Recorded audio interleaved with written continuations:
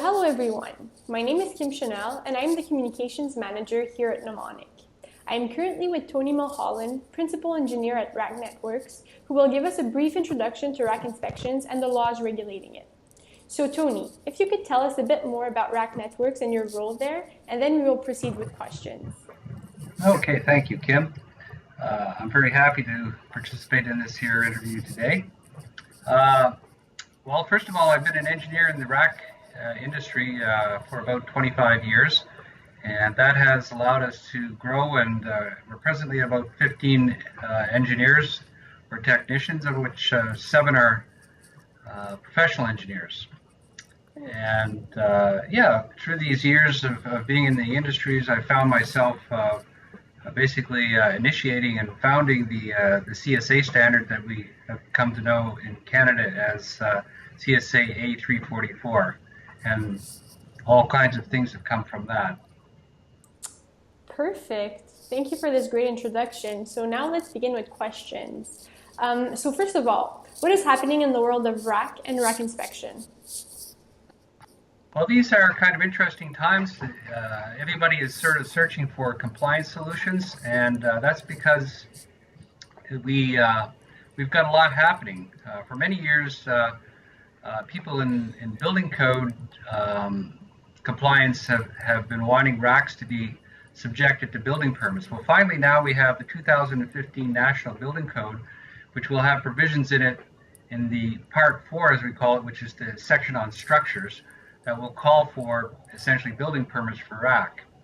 And in sort of supporting that, we have other standards in Canada, such as our Canadian Structural Steel Standard, S16, which every structural engineer in Canada would know about. It's also sort of coming up to meet the new challenge, and it's going to have provisions in it for an annex. The annex is going to be called Annex N, and this Annex N will be called Design and Construction of Steel Storage Racks. And so it will outline all the rules and precise methods that an engineer would use for designing racks. So together with the building code and S16, Annex N, we've got some pretty tight requirements for the design and installation of racks. Great. So tell us a little bit more about the CSA User's Guide. Oh, yeah. Well, in concert with that, we've also modified what used to be CSA A344. That standard used to be in 2 parts. One was the design side, and one was the user's guide. Well, we've now that we've got the design covered by S16, we no longer need that as a part of the A344 standard. And so now that standard is going to be just a user's guide. And so we've completely reworked that user's guide. It's a lot more comprehensive than it used to be.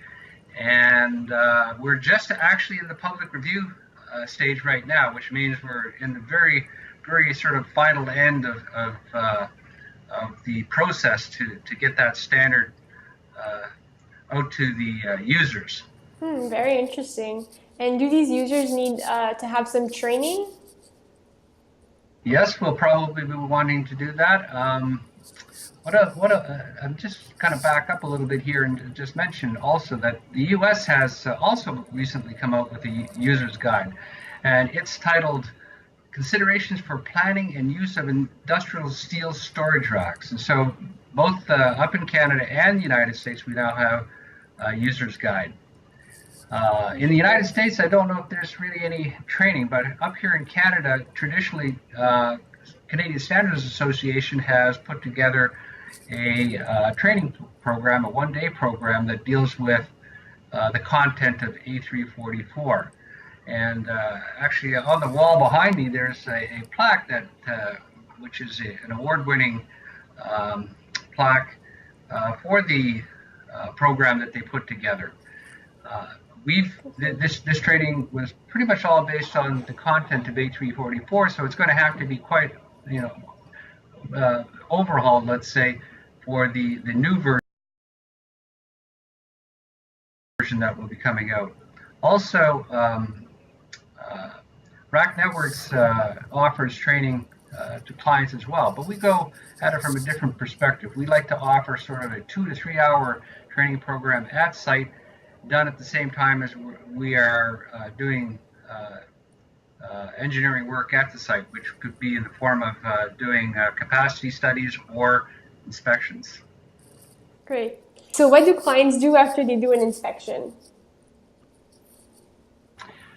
Well, they might actually find themselves using our services, that is the services of engineers, because I often tell people that the first thing you always inspect in a rack inspection is compliance documents. So we're looking to make sure that people know what the capacity of their rack is. And quite often we'll find that these documents are out of date or just not even existing. So you can't really know whether your racks are being safely used if you don't know the capacity. So that's the one thing they might be doing is contracting us or other engineers to determine the capacity. And then the other thing that they will find themselves doing is doing a lot of remedial work if the racks are in poor condition. If the racks are in good condition, then it's good to know, because we won't find anything wrong with them, and I guess that's the ideal situation. Great. And rack networks in relation to Mnemonic, how do you plan to bring Mnemonic to the rack inspection? Well, Mnemonic is a leader in health and safety and in inspections, and so we've partnered up with Mnemonic because they can reach out to a lot of users and support a lot of users with their program. It's very, very simple to use, and yet it has the ability to offer very complex solutions. I should mention that we've been using computers to record field data and pictures and put that all into a report for many, many years now. And so this move over to Mnemonic is one because we strongly believe that inspections have to be done both at the user level and at an expert level. Now, that brings me into a subject that's very important. The CSA User's Guide now has a number of features in it, but one of the things they do is they call for expert inspections and routine inspections. So routine inspections would be what users would do and what users would do, hopefully, if they had proper training. Expert inspections are as the word says, done by people that have a lot of experience and is supervised by professional engineers. And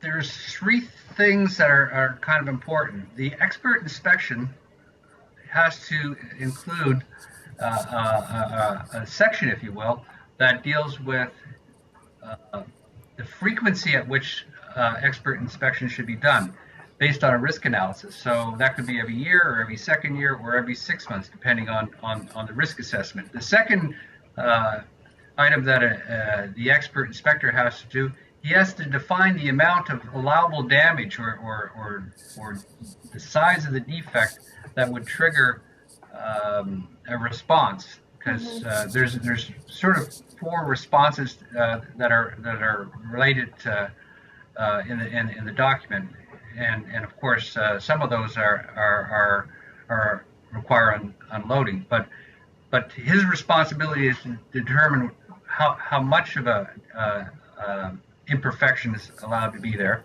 And then finally, the third element is the expert determines the guideline in terms of how much time is allowed to remediate the issue. For example, some racking frames are very, very special, and the order time out of a factory might be 10 or 12 weeks.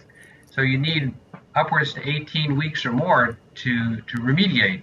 Whereas a beam, which is a stocked item, can be sort of replaced within a week. And so we have to sort of look at the components and how specialized they are and set up guidelines. What we're trying to do here is try to make sure we never get into a situation which we have in the past, where we do an inspection 12 months later and we're finding the same damaged components 12 months later. That is, that is not something we like to do, where we're reporting damaged items twice. So that's why the CSA guideline made it our responsibility to sort of determine that timing. So yeah, so what you're kind of getting out of this is that it's hard to start in on a compliance program where your internal staff is doing inspections if they at least have not identified a expert inspection company, because it's really the expert inspection company that's going to sort of set them up to do the inspections. Great. So what happens when a user is unsure of what needs to be done with an inspection item? Well, that leads me to sort of what we were, to describe what we're doing with Mnemonic. So with Mnemonic, we've come up with basically 3 different kinds of checklists. So there's one we call the public checklist. Now that's going to be a free checklist that you can download and use on your Mnemonic device. And when you're looking for a report, you're going to get basically the kind of report format that Mnemonic produces as a standard feature. Our second checklist is one where we use the Mnemonic program and we create a specialized checklist for the site. And that will allow the user to upload the outcome of an inspection, and then we at RAC Networks will process that into a slightly different format, which is the one we've been using for quite a few years, and then send that to the client. Now we're into sort of a subscription-based type support situation. So that will allow a user to request expert advice when required, which is very helpful. It can act as a coaching element as well. Yeah, so sure. That comes in our version, which we call the client version, and then finally we have the so-called Pro version. We call it Pro just because that's what we use. We're now doing our inspections with Mnemonic as well. Okay. Great. Well, that was our last question for today. So thank you very much, Tony, for taking the time to answer these questions for us today. If you guys at home have any further questions regarding rack inspection, stay tuned, as Mnemonic will hold a webinar on the subject with Tony as the host during the month of November. So for any other inquiries, please reach us at info@mnemonic.com. Thanks again, Tony. Oh, you're very welcome. It was a pleasure.